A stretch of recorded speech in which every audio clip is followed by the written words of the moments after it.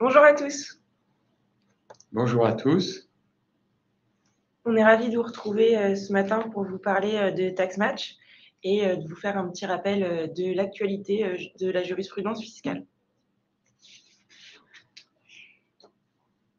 Donc, avant de décrire le contenu de la formation, je vous rappelle qu'il s'agit d'une formation CAC 120. Et donc, pour bénéficier de cette formation et de l'attestation de formation ainsi que des slides, deux conditions à remplir. D'une part, avoir suivi intégralement le webinaire et d'autre part, avoir répondu au questionnaire d'évaluation des connaissances sous 10 jours.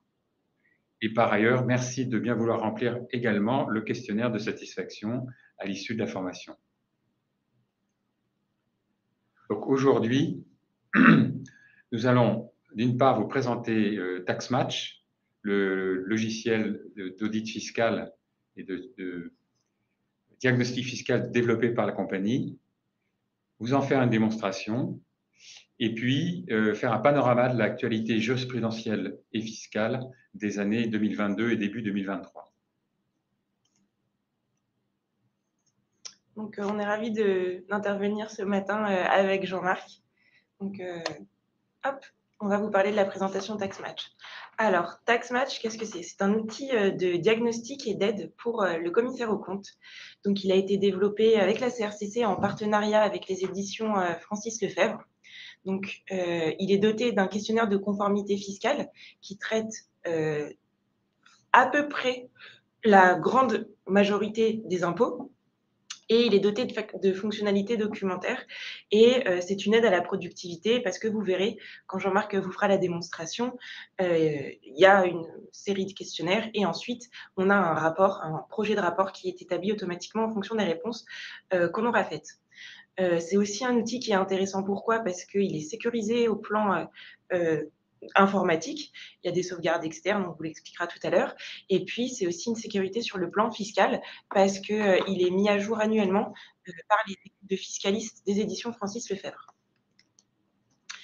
Donc, comme vous l'a dit Jean-Marc tout à l'heure, TaxMatch est un outil de diagnostic fiscal. L'objectif est de répondre à 4 principaux cas d'usage, on va dire.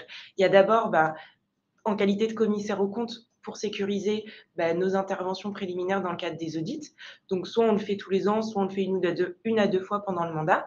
Il permet aussi de réaliser des contrôles spot sur un sujet donné avec une problématique particulière. Par exemple, si au cours de l'année, il y a eu une fusion qui a eu lieu dans le groupe ou des choses comme ça, ou des sujets nouveaux. Et puis, ça peut être aussi un outil de diagnostic pour les petites entités qui sont non auditées. Et c'est un outil aussi précieux quand on réalise des due deals d'acquisition ou de cession. On attire juste votre attention sur le fait que c'est un outil qui n'a pas vocation à être utilisé pour contrôler les impôts. Un tel logiciel n'existe pas actuellement. Et on avait eu une discussion avec les éditions Francis Lefebvre sur la possibilité de contrôler les déclarations fiscales et eux nous ont dit que depuis des années, ils avaient fait des essais nombreux et infructueux et qu'aujourd'hui, sur le marché, il n'existe pas de logiciel de contrôle des déclarations fiscales. Donc, TaxMatch, comme c'est un outil pour les commissaires aux comptes, au service des commissaires aux comptes, il a été conçu spécifiquement pour la profession et il se décline autour d'une approche par les risques. Donc, on a une approche qui est économique parce qu'on va avoir une approche par compte, aussi en fonction des opérations qu'on va regarder, opérations d'investissement, opérations de financement. Et c'est aussi une approche qui est fiscale. Pourquoi? Parce qu'on va prendre en compte tout ce qui est lié à l'intégration fiscale, aux impôts locaux, etc. Tout ça pour identifier, in fine, les sujets qui sont pertinents qu'on va devoir balayer dans le cadre de nos travaux d'audit ou d'audit d'acquisition. On attire votre attention simplement sur le fait que TaxMatch ne couvre pas l'intégralité de la réglementation fiscale applicable sur chaque thème. C'est un outil précieux parce qu'il va traiter des principaux sujets qui sont à risque et qui sont susceptibles d'être significatifs dans le cadre de nos diligences. Donc, l'objectif, c'est déjà d'identifier les non-conformités fiscales, ensuite bien banaliser les risques fiscaux et appréhender in fine les opportunités fiscales. C'est ce qui fait l'ensemble de ces caractéristiques qu'aujourd'hui, TaxMatch est vraiment un outil unique sur le marché. Et donc, l'intérêt du questionnaire de conformité fiscale, c'est que une fois qu'on aura, en fonction des impôts qu'on aura identifiés et qu'on souhaite traiter, par exemple dans le cadre de l'audit légal, on veut faire des travaux particuliers sur la TVA parce qu'on est par exemple dans le secteur du BTP, eh bien, TaxMatch va nous permettre de répondre aux questions qu'on se pose et ensuite de préparer un pré-rapport détaillé de constats et de recommandations. Donc, on travaillera sur les données chiffrées qui seront extraites de notre dossier de travail, donc qui ne sont pas dans TaxMatch, et ensuite, on pourra les intégrer dans le pré-rapport. Et le questionnaire qu'on aura rempli a pour objectif de couvrir la plupart des règles fiscales qui sont applicables, et par exemple, au niveau du contrôle des résultats fiscaux et des sondages qu'on aura réalisés sur les frais généraux. Voilà, l'idée, c'est que TaxMatch, c'est un questionnaire fiscal, donc un questionnaire de droit fiscal, et que sur les parties chiffrées, TaxMatch n'opère pas, mais TaxMatch vous incite à aller faire des contrôles chiffrés, et soit vous les avez déjà faits parce que vous êtes dans le cadre d'un audit ou d'un commissariat aux comptes, soit vous allez les faire parce que TaxMatch vous y incite, et au niveau du rapport, vous mixerez le pré-rapport TaxMatch et vos travaux chiffrés pour obtenir un rapport complet. C'est ça. Et donc, c'est ce que je vous disais un peu plus tôt. L'intérêt de TaxMatch, c'est qu'il est vraiment multi-impôt. Donc, on va parler tout ce qui est IS, BIC. Il va aussi étudier tout ce qui est les opérations non courantes, donc les investissements, les fusions, les apports partiels d'actifs, etc. Tout ce qui est lié aux situations de groupe avec l'intégration fiscale, les conventions, les prix de transfert, les sujets liés à la TVA, aux impôts locaux, et aussi tout ce qui concerne les taxes sur les salaires, dont la taxe sur les salaires. Ce qui est intéressant aussi avec TaxMatch, c'est qu'il est doté de différentes fonctionnalités, que ce soit documentaire ou de productivité, parce qu'il est relié à Infogreffe, donc ça permet de gagner du temps sur la saisie de certaines informations. On peut aussi envoyer une liste de documents qui est préparamétrée au client. La navigation est très facile et ergonomique, vous vous en rendrez compte tout à l'heure avec la démonstration de Pascal. Il y a un lien qui est fait, si vous êtes abonné Navis ou Memento Fiscal, entre TaxMatch et les éditions Francis Lefebvre. Et ce qui est précieux aussi pour gagner du temps, c'est que le pré-rapport est rempli automatiquement et on le récupère en version Word.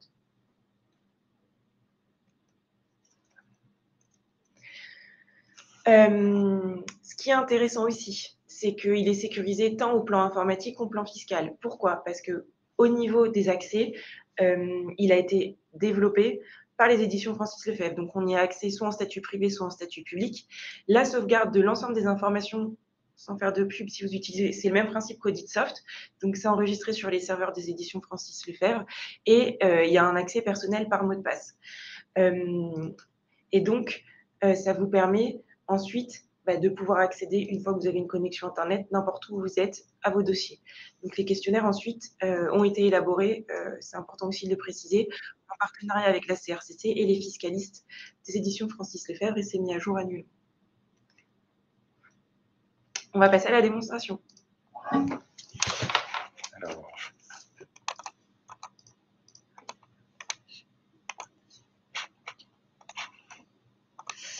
hop, un peu de patience et c'est parti. Là, on va arriver sur TaxMatch. Et donc, à toi, Jean-Pierre. voilà, donc là, vous êtes sur la page d'accueil de TaxMatch. Donc, vous voyez, ici, c'est tous les tests qu'on a fait à la CRCC. Il se trouve que nous avons 32 dossiers actifs. Vous avez le petit tableau de bord qui permet à l'associé, au cabinet, de savoir où on en est. Donc, sur les 32 dossiers, il y en a 11 qui sont complets, il y en a 19 qui sont en cours et il y en a 2 qui sont clôturés. Donc, vous voyez, il y a différents états possibles pour un dossier. Donc, nous, on va utiliser ce dossier-là. Et là, vous arrivez sur la page d'accueil du dossier. On parlait de sécurisation tout à l'heure, donc rapidement, vous voyez, il y a 2 statuts possibles pour un dossier. Public, c'est-à-dire que tout le cabinet peut y avoir accès. Privé, ça veut dire qu'il va être sécurisé et réservé, l'accès sera réservé à certaines personnes. Voilà, donc aujourd'hui, c'est un dossier actif et demain, il sera peut-être clôturé ou annulé. Donc, vous avez la trame générale de TaxMatch ici, c'est-à-dire les premières rubriques que vous voyez là sont les rubriques en fait d'approche par les risques de structuration de la mission et au préalable de renseignement d'informations d'ordre général ou d'ordre plus particulier sur la société. Et ensuite, donc vous voyez ici, il y a 4 rubriques. La réalité, comme on va le voir tout à l'heure, c'est que le questionnaire en comporte beaucoup plus que ça. Mais pour l'exemple, et puis pour également que vous compreniez bien qu'il s'agit d'une approche par les risques, dans mon cas pratique, moi j'ai sélectionné seulement 4 rubriques et à l'intérieur, il y a des sous-rubriques. Alors, on va commencer en fait par la petite démarche d'analyse des risques et de renseignement d'informations générales. Donc je clique sur identification de la société. Alors là, on avait pris Sup Expertise pour ne gêner personne, mais je vais effacer et je vais ressaisir.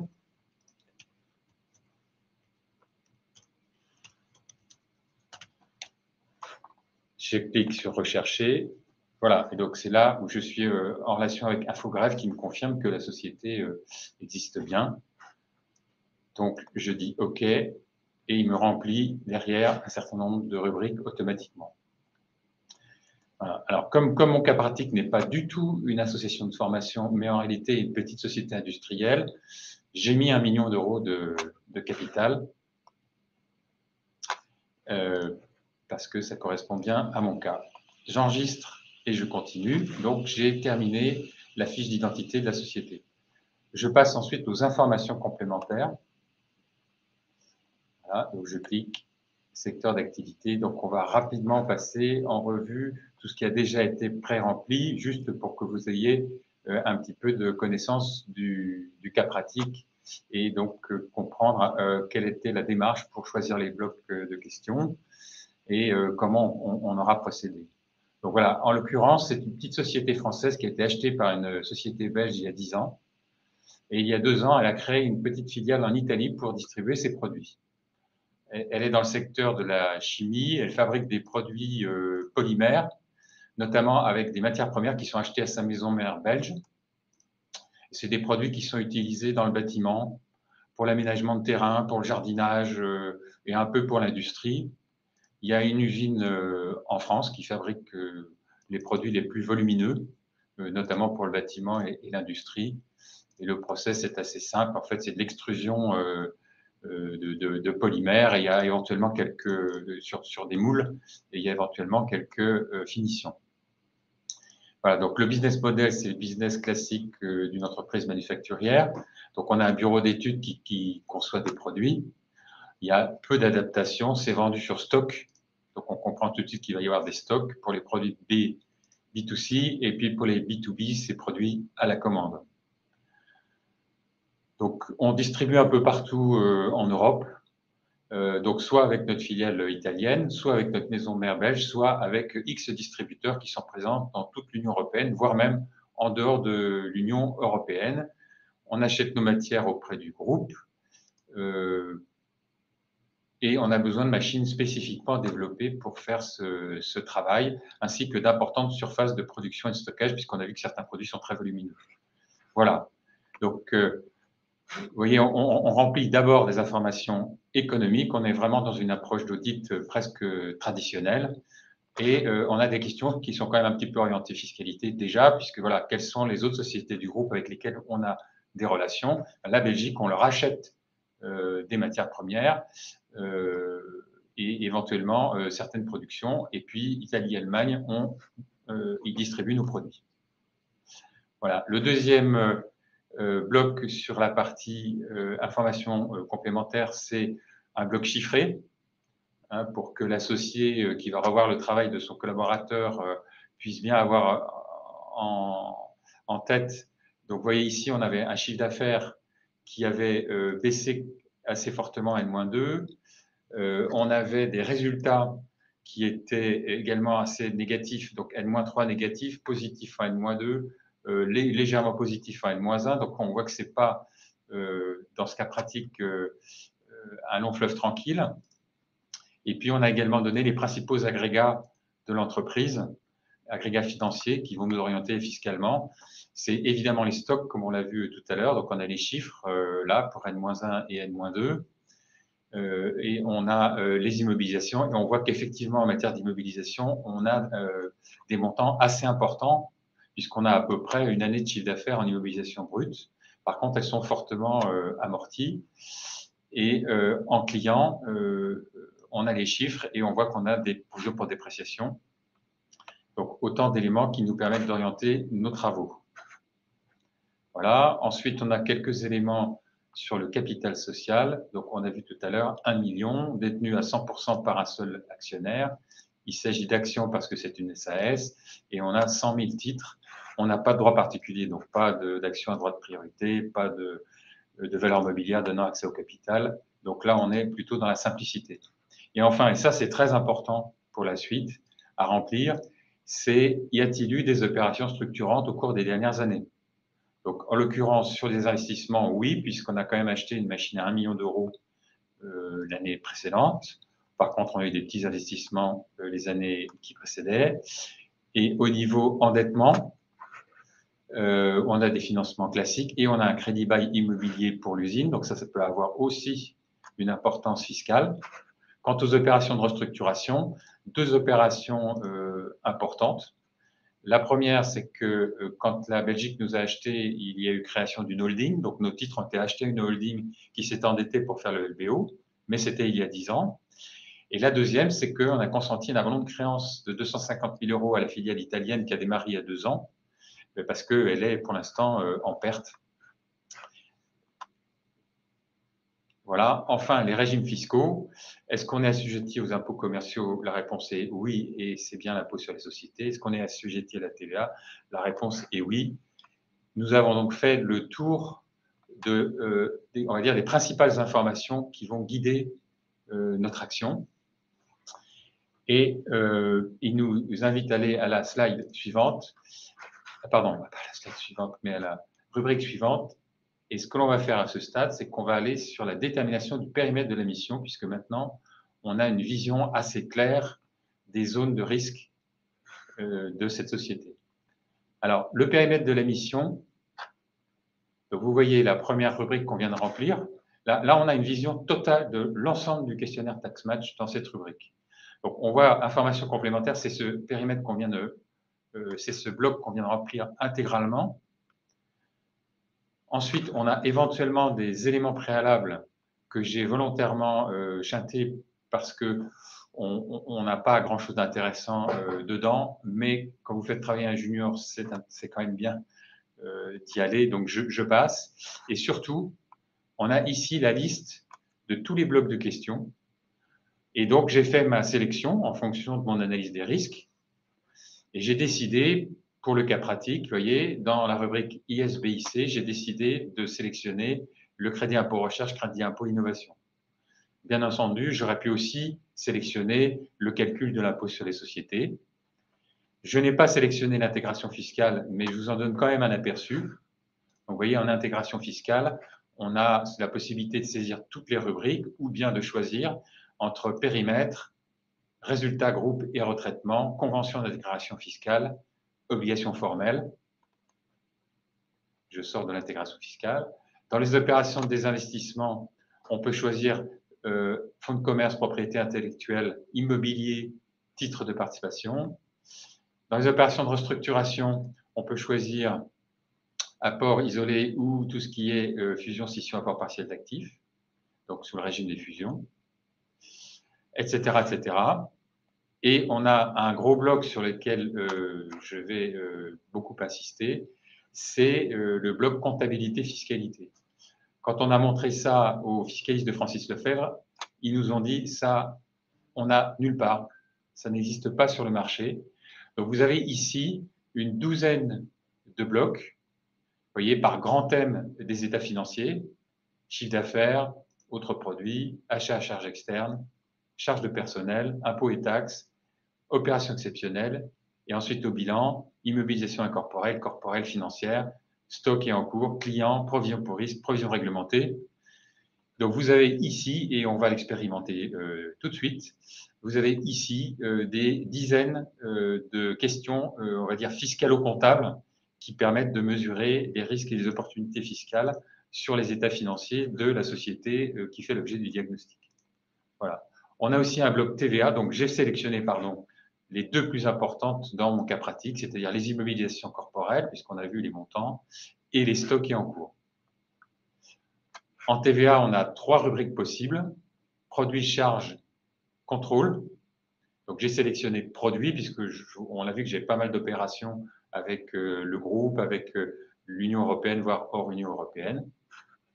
Et puis, comme je fais partie d'un petit groupe européen, j'ai aussi sélectionné les conventions intersociétés, on a vu qu'il y en avait pas mal, les aides intra-groupes, puisqu'il y a eu une opération d'abandon de créance, et les prix de transfert, puisque j'achète et je revends, etc. Voilà.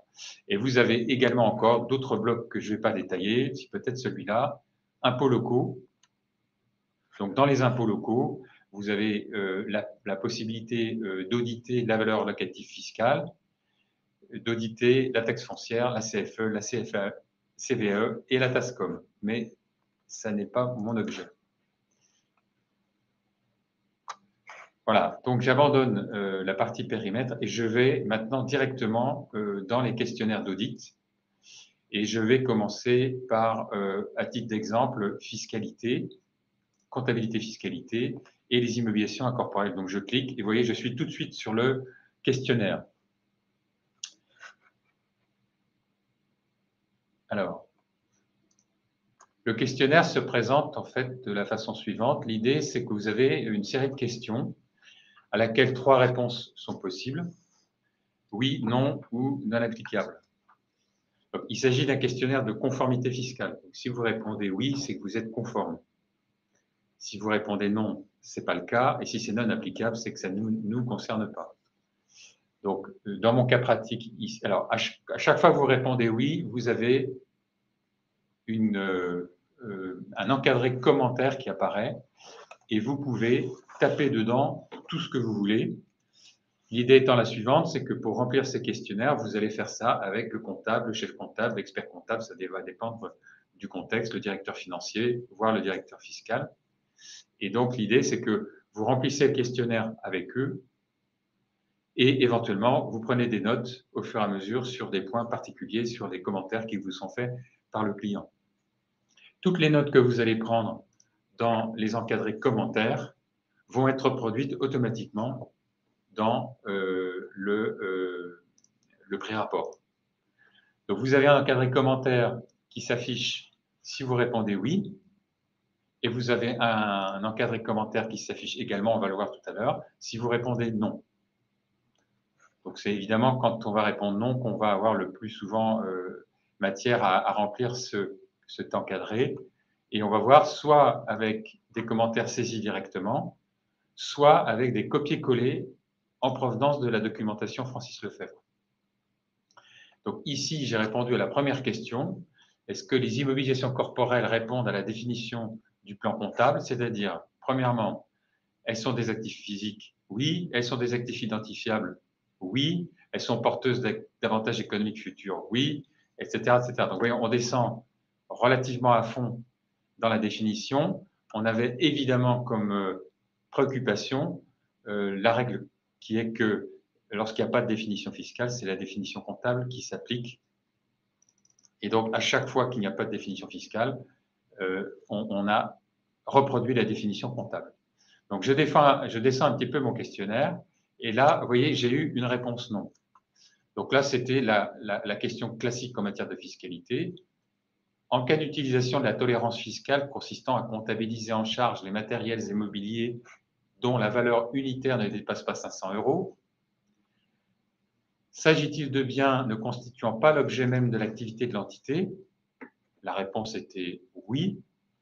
Le seuil est-il systématiquement respecté? Là, pour répondre à la question, j'ai 2 possibilités. Soit j'ai une personne en face de moi qui me dit oui ou non et qui m'explique, soit j'ai un dossier d'audit et je vais voir dans mon dossier d'audit et j'ai fait quelques sondages dans les postes en question. Et là, effectivement, j'ai tapé non et j'ai tapé un petit commentaire qui est que l'examen des comptes d'entretien et de maintenance révèle que de nombreuses dépenses techniques comptabilisées en charge et assimilées à des immobilisations dépassent le seuil de 500 €, le risque étant assumé par l'entité. Donc, c'est un grand classique dans l'industrie de ne pas immobiliser de nombreuses dépenses d'entretien. Voilà, j'ai d'autres questions, j'ai répondu oui, oui, oui, oui. Je passe. Là, j'ai à nouveau un non, mais j'ai un petit commentaire. Donc, je continue. Là, j'ai des questionnaires sur les coûts de démantèlement, ça ne me concerne pas. J'ai les frais directement engagés pour la mise en utilisation des actifs ont-ils bien été incorporés au coût de revient de ceux-ci, et le cas échéant répartis sur la fraction amortissable et non amortissable. La réponse est oui. Les frais d'acquisition d'immobilisation, est-ce que l'option comptable pour leur inclusion dans le prix de revient d'immobilisation ou pour une déduction en charge a-t-elle bien été appliquée à toutes les immobilisations, puisque c'est irrévocable? La réponse est oui. Là, par contre, j'ai des réponses sur les durées d'amortissement. Sont-elles bien représentatives des durées d'utilisation attendues propres à l'entité, fonction de l'utilisation réelle des immobilisations? Je réponds ENA. Vous voyez, ici, j'ai un questionnaire assez détaillé et qui sert beaucoup dans les PME sur l'utilisation des durées d'usage, puisque c'est très répandu. Donc, comme vous pouvez le constater, c'est quand même très détaillé. Et j'arrive là à un problème. Donc, là, je suis sur la partie amortissement. Donc, j'ai répondu, en fait, au-dessus que j'utilisais le dégressif, ce qui est assez classique dans l'industrie. J'ai répondu oui, oui. Et puis là, j'ai répondu non. La date de départ des amortissements sont-elles bien les mois d'acquisition des immobilisations concernées? Et là, grand classique, j'ai répondu non. En fait, comme souvent, le service comptable fait démarrer ses dates de départ d'amortissement dégressif à la date de facture, à la date de mise en service, comme souvent dans l'industrie, alors qu'on sait qu'en matière d'amortissement dégressif, c'est à la date d'achat. Donc ici, j'ai un commentaire. Première partie du commentaire, c'est ce que j'ai saisi pendant mon interview. Et deuxième partie du commentaire, c'est en fait un copier-coller d'une avis. Ah, je ne sais pas pourquoi. Voilà. Donc le Navis pointe exactement sur la rubrique qui permet de répondre à la question.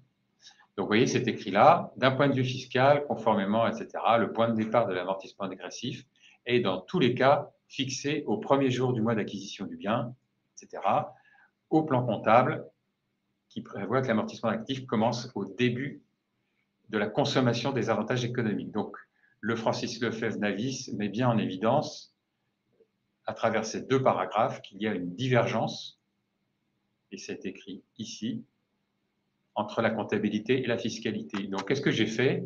J'ai fait copier, je suis retourné dans mon questionnaire, et vous retrouvez ici, parce que je l'ai déjà fait, les paragraphes que je viens de noircir. J'ai fait coller, et ils se sont automatiquement copiés dans ma case de commentaires. Donc, je vais la retrouver automatiquement dans mon rapport. Voilà.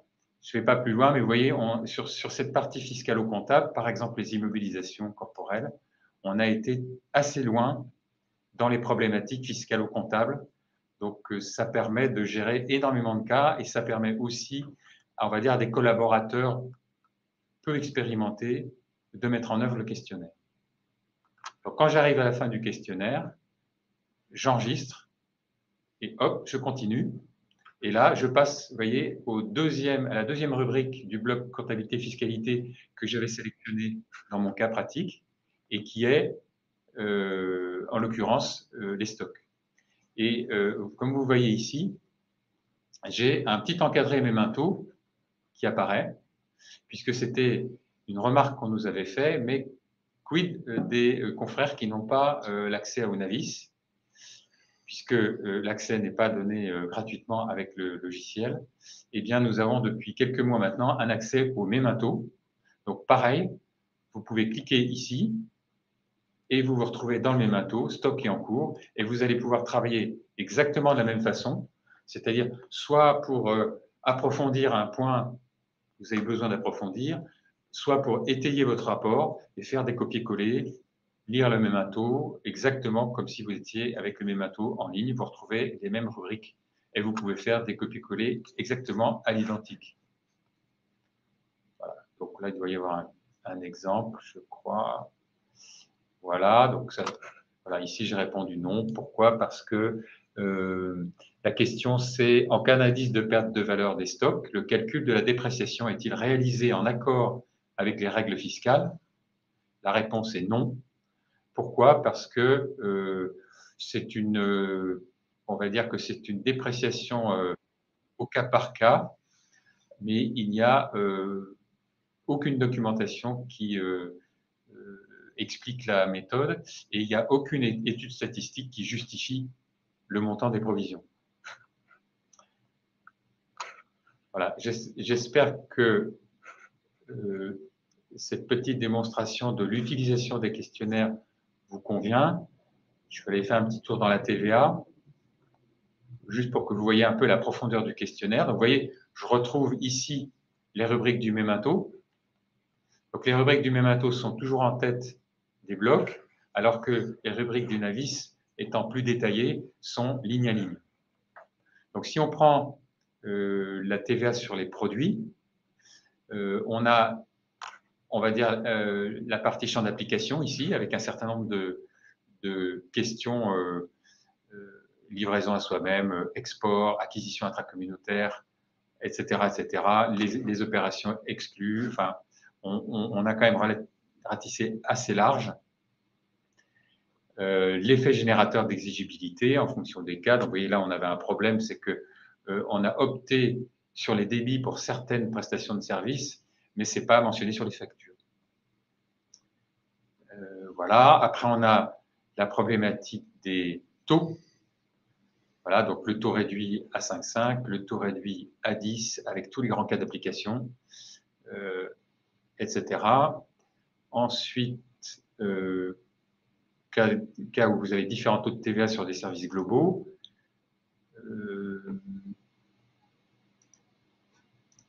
Les cas d'exonération, et puis toutes les problématiques de forme, avec la nécessité de faire figurer certaines informations sur les factures, avec la nécessité de connaître le numéro de TVA intracommunautaire de votre contrepartie, etc. Et puis là, dans mon cas pratique, j'ai un problème, c'est que j'ai demandé à mon client, mais est-ce que vous souscrivez bien vos DEB? Et le client m'a répondu, ah, c'est quoi les DEB? Donc, il s'avère que le chef comptable n'est pas informé d'existence de cette obligation. Et ensuite, c'est mon commentaire ici. Et ensuite, j'ai été chercher à l'identique, en l'occurrence dans le Navis, mais j'aurais une réponse assez similaire dans le Mématis. J'ai été chercher en fait le texte pour que le client ait l'information complète dans le rapport. Voilà. Bon, voilà, j'ai un autre commentaire, etc. Donc, j'ai fini de remplir mes questionnaires et je vais pouvoir finaliser ma mission. Voilà. Donc, on vous dit, voilà, le formulaire est complet. Donc, je vais au tableau de bord. Et au tableau de bord, je peux voir effectivement sur mes 4 grands blocs sélectionnés pour cette mission que je suis à 100% partout. Il est possible avec la nouvelle version, de toute façon, de travailler bloc par bloc. Donc, ce type de mission peut durer quelques jours hein, et parfois être étalé dans le temps. Donc, on a cette facilité. Une fois qu'on a terminé, par exemple, la partie ISBIC, vous pouvez télécharger un pré-rapport. Vous voyez, il apparaît ici dans les téléchargements. Vous pouvez cliquer dessus. Hop. Voilà. C'est un rapport intermédiaire qui ne concerne que ISBIC. Et ça vous permet, c'est du Word, ça vous permet déjà de commencer à retravailler les éléments. En l'occurrence, on va aller directement sur le grand rapport. Donc, comme on est à 100% partout, on peut charger le rapport complet. Voilà, donc il apparaît ici. Je double-clique dessus.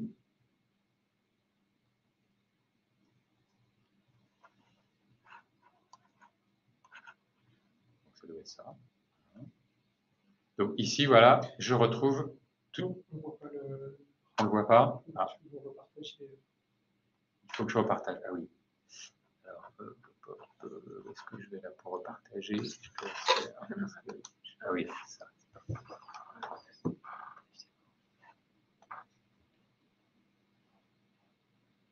C'est ça. Voilà. Donc voilà, c'est un document Word.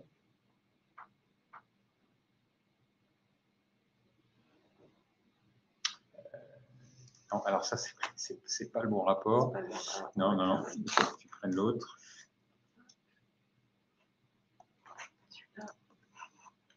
C'est celui-ci. Oui, c'est celui-ci, okay. Celui avec le... Voilà. Arrêtez le partage. Partage l'écran.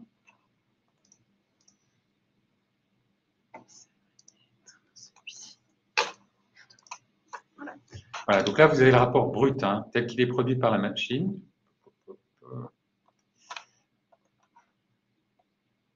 Donc, la machine vous produit la table des matières. Donc, on retrouve nos blocs, hein, ISBIC, TVA, opération groupe. Ensuite, il vous rappelle la fiche d'identité de la société. Ensuite, il vous remet la liste des documents qu'on n'a pas vu tout à l'heure, mais c'est tout simplement un document Word que l'on peut éditer, et je vais revenir dessus, effectivement, c'est une omission. Et ensuite, on a le rapport. Donc, on redémarre, vous voyez, ISBIC. En l'occurrence, il y avait du crédit impôt recherche, mais on va aller tout de suite aux rubriques qu'on a vues tout à l'heure. Voilà. Donc, comptabilité, fiscalité. Tout à l'heure, on a travaillé sur les immobilisations corporelles. Donc, la règle est la suivante. À chaque fois que vous avez rempli un commentaire et répondu oui, vous avez la question qui apparaît automatiquement avec le commentaire sur le rapport. À chaque fois que vous avez répondu non, donc là, on a un exemple, hein, rappelez-vous, sur l'utilisation du seuil de 500 €, et on a le commentaire qui apparaît. Bon, la machine ne peut pas faire mieux, et donc je vais vous montrer ce qu'on fait au cabinet à partir de cette matrice, où on remet un petit peu en forme, si vous voulez. Donc, j'arrête le partage. J'espère que...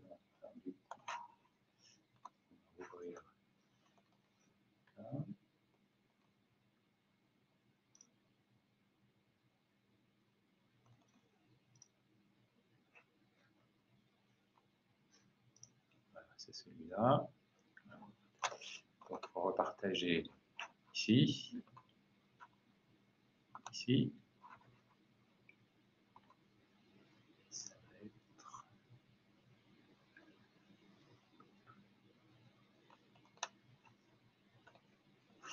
Voilà, donc ça, c'est le rapport remis en forme. Donc, oui, on a changé les caractères.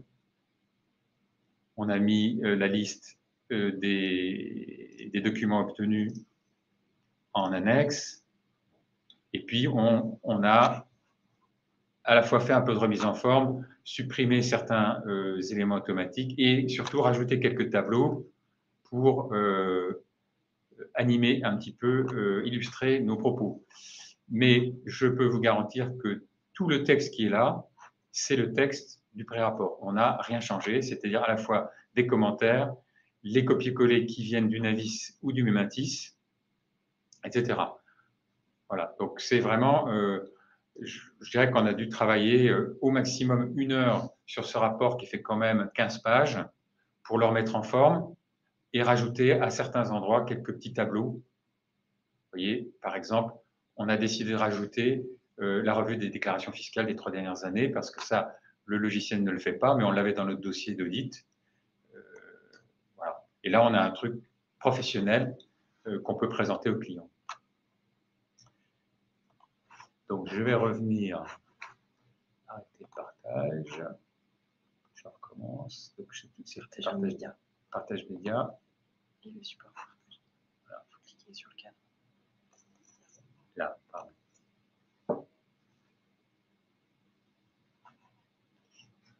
Voilà pour la démonstration.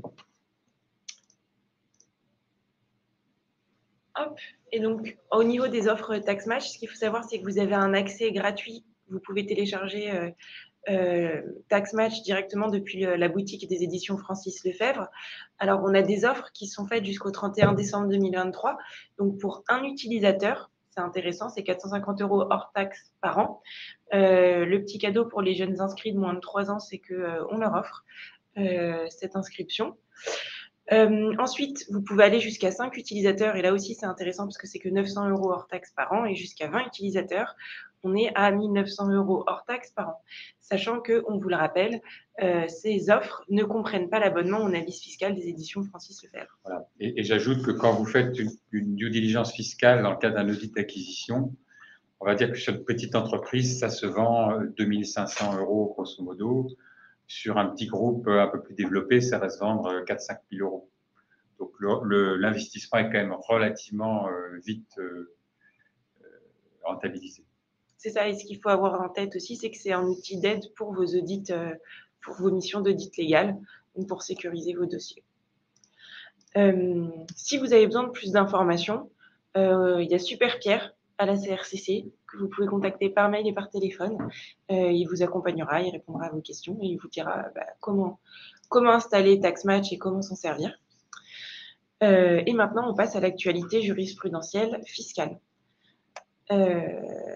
Donc, au niveau du programme de cette matinée, on va aborder 6 thèmes. 7. D'abord, la quote-part des frais et charges sur les dividendes, ensuite les aides intra-groupes, les charges financières et notions de société liées, l'actualité en matière d'opérations de restructuration, l'essor des provisions intra-groupes antérieurement neutralisées en intégration fiscale en cas de sortie du groupe, le plafonnement de l'imputation des déficits et enfin les effets du dépassement de la date limite de dépôt de la déclaration de résultat. On passe sur tout ce qui est quote-part de frais et charges sur les dividendes. Donc là, dans le cadre d'un recours pour excès de pouvoir, le Conseil d'État a jugé que la réintégration de la quote-part de frais et charges ne sert pas qu'à neutraliser la déduction de frais et charges liées au titre de participation, dont les revenus sont exonérés d'IS, mais cette réintégration a aussi pour objectif de soumettre à l'impôt sur les sociétés une fraction des dividendes qui relève du régime mère-fille. Donc en particulier quand le montant des frais réels est inférieur au montant forfaitaire de la quote-part des frais et charges. Donc cette décision du Conseil d'État permet d'imputer les crédits d'impôt étrangers sur les impôts sur les sociétés dus au titre de cette quote-part qu'une société mère doit réintégrer à son résultat imposable. Toujours sur ce même sujet, il y a une solution qui a été prise dans le prolongement de la décision rendue en 2021 par rapport à la quote-part de frais et charges de 12% concernant la réintégration des plus-values à long terme, où le Conseil d'État avait jugé que ça avait vocation à être de l'imposition et pas uniquement de la neutralisation de charges afférentes à un revenu exonéré. Par contre, on vous précise que dans une autre décision du Conseil d'État du 8 mars 2023, il avait été refusé le report en avant des crédits d'impôt conventionnels qui n'avaient pas pu être utilisés par la société française du fait de sa situation déficitaire. Donc, cette position du Conseil d'État s'expliquait sur le silence des conventions fiscales et l'absence de double imposition. On a une avancée positive, c'est qu'a priori, on nous autorise à imputer les fameuses retenues à la source étrangère sur les impôts correspondant au code-part pour frais et charges, mais d'un autre côté, on ne nous autorise pas à les reporter sur l'année suivante. C'est ça. On vous rappelle que, avec la jurisprudence Steria, le législateur a supprimé le mécanisme de réintégration de la quote-part de frais et charges de 5%. Et cette quote-part a été remplacée par le 1% sur les dividendes versés par les sociétés établies dans l'Union européenne et certains pays de l'espace économique européen, si certaines conditions sont remplies. Donc, la Cour de justice européenne a considéré que le mécanisme de réintégration de la quote-part de frais et charges, donc là où vous avez mis 5% parce que c'était un cas antérieur à 2016, par une société mère qui n'avait pas opté pour l'intégration fiscale alors qu'elle avait rempli toutes les conditions, était contraire au principe de liberté d'établissement. Donc, ce qu'on se dit, c'est qu'a priori, il y aurait une possibilité, si on raisonne par analogie, au fait que des sociétés non membres d'un groupe d'intégration fiscale auraient pu opter pour l'intégration fiscale peuvent appliquer cette quote-part de frais et charges de 1% au lieu des 5% sur les dividendes des filiales européennes si certaines conditions sont remplies. Alors, les aides intra-groupes, c'est toujours la grande histoire de savoir si on est en commercial ou en financier. Et là, on a un peu de jurisprudence qui vient nous éclairer. Problématique ultra classique, c'est les managements de fees des holdings. Abandon de créance sur ces managements de fees. Est-ce qu'on est en commercial ou est-ce qu'on est en financier? Eh bien, là, on a la Cour d'appel de Nantes qui a rendu en septembre 2022 un arrêt pour dire que les fonctions support assurées par une société holding au profit de ses filiales doivent être attachées à la catégorie des prestations financières, bien qu'il s'agisse juridiquement de commercial. Fiscalement, ça va être considéré comme financier, donc l'abandon de créance ne sera pas déductible. Voilà. Et en l'occurrence, on était dans une holding un peu classique où les supports groupes étaient prédominants par rapport au reste de l'activité. À l'inverse, on a un cas intéressant, c'est une holding qui, elle, avait comme activité principale de louer des locaux à ses filiales. Et là, la Cour d'appel de Douai, en octobre 2022, a considéré que l'abandon de créance de loyer par cette holding eh bien, avait un caractère commercial, puisqu'il s'agit vraiment d'une activité commerciale et en plus, elle était prédominante. Octroi d'aide à une filiale en difficulté.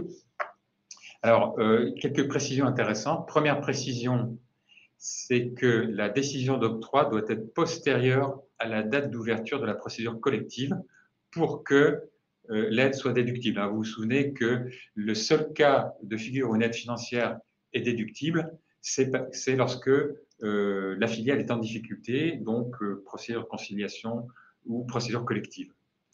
Donc la précision, la date de décision doit être postérieure à la date d'ouverture de la procédure collective. Deuxième précision, c'est comment mesurer la situation nette négative et quelle situation nette prendre. Donc, ce que nous dit le Conseil d'État, c'est qu'on doit prendre celle qui est à la date de clôture de l'exercice de la société mère. Il est toléré de prendre celle à la date à laquelle l'aide a été consentie ou à la plus proche situation provisoire ou au plus proche bilan établi par la filiale. Et on a encore une précision complémentaire sur comment apprécier la situation nette de la filiale. Donc, vous savez qu'on peut recourir à une méthode économique et donc pas seulement la méthode comptable, la valeur nette comptable. Et donc, la méthode économique consiste éventuellement à revaloriser un certain nombre d'actifs. Et donc, ce que nous dit le Conseil d'État, c'est qu'il peut être fait référence à des évaluations reposant sur des méthodes économiques pour établir la valeur de la participation et décider si l'aide est finalement déductible ou pas, parce qu'elle aura conduit ou pas à combler les capitaux propres négatifs. Toujours sur les aides intragroupes, là on fait un zoom sur tout ce qui est provision pour risque de non-recouvrement des créances intragroupes. Et là, on est un peu dans le flou artistique de la jurisprudence parce qu'elle dit un peu tout et son contraire. Donc, la seule inscription au bilan de provision destinée à couvrir un risque, qui n'est pas contesté au demeurant, de non-recouvrement de créances ne peut être regardée comme constituant par elle-même une aide au bénéfice d'une filiale, donc conformément à l'article 39.13 du Code général des impôts, sachant qu'à la date de l'inscription, la société mère avait déjà eu l'intention d'abandonner ultérieurement les créances correspondantes. Donc ça, c'est la position de la Cour administrative d'appel de Lyon, et on a une décision inverse de la Cour administrative d'appel de Nancy. Donc là, attention, gros flou artistique. Ensuite, concernant les pertes sur prêt consenti à une filiale ayant fait l'objet d'une liquidation amable, donc là, c'est la Cour administrative d'appel de Bordeaux qui a requalifié la perte sur créance irrécouvrable comptabilisée par la filiale qui avait fait l'objet d'une liquidation amiable en abandon de créance à caractère financier et qui l'a donc rendue non déductible. Donc, il faut faire attention. Et c'est pareil pour le tribunal administratif de Montreuil qui a adopté la même solution. Voilà, on est aujourd'hui dans une grosse difficulté, c'est que nos provisions sur les comptes courants intragroupes ne deviennent déductibles que si elles ont un vrai caractère commercial. Et en cas de liquidation amiable, on ne peut pas bénéficier du régime de la liquidation judiciaire que j'avais commenté juste avant. Autre sujet qu'on rencontre de plus en plus dans les LBO, puis dans les pratiques de ce que la presse à grand tirage appelle le shadow banking. Donc vous vous souvenez que lorsqu'on a un un associé, personne physique qui prête de l'argent à sa société, vous avez des limites de déductibilité. Par contre, lorsque cet associé est une personne morale, on peut se référer au prix du marché à condition que cet associé soit une entreprise liée. Et les conditions sont que cette entreprise détient directement ou par personne interposée la majorité du capital de la société qui emprunte, ou il exerce en fait le pouvoir de décision, ou lorsqu'elles sont placées l'une et l'autre sous le contrôle d'une autre société, c'est le deuxième cas de figure. Et donc, la grosse problématique pour savoir si ces taux d'intérêt qui souvent vont monter à 8, 10, 12, 15% hein, sur des prêts, des comptes courants, voire des obligations, la grosse problématique est de savoir si finalement l'entité prêteuse a vraiment le contrôle de cette société. Et pour établir ce contrôle, on regarde de très près les pactes d'actionnaires pour savoir s'il y a exercice ou non d'un pouvoir de décision par l'entité prêteuse. Voire, on se réfère à la notion d'action de concert. Donc, on a ici plusieurs jurisprudences. Donc, un premier cas, donc là, c'est vraiment des cas finalement assez classiques. Vous avez un fonds qui investit et vous avez le manager qui investit aux côtés du fonds. Donc, dans ce cas précis, il se trouve que le manager, évidemment, avait quelques pourcents du capital. Et la question était de savoir si les intérêts à un taux très élevé versés au manager qui avait donc souscrit à des obligations étaient déductibles ou pas. Et donc, le Conseil d'État a regardé le pacte d'actionnaires et à la lecture du pacte d'actionnaires, il a conclu qu'en fait, il n'y avait aucun élément qui permettait d'établir que les deux parties, le fonds et le manager, établissaient un pouvoir de décision conjoint. Donc, la déductibilité a été refusée pour le minoritaire. Et on a un cas un petit peu similaire, septembre 2022, où là, on a deux investisseurs financiers qui, aucun n'est majoritaire, mais qui ont souscrit des emprunts, un emprunt obligataire. Et donc, la question est la même, y a-t-il ou pas contrôle de leur part? Et donc, on a regardé dans le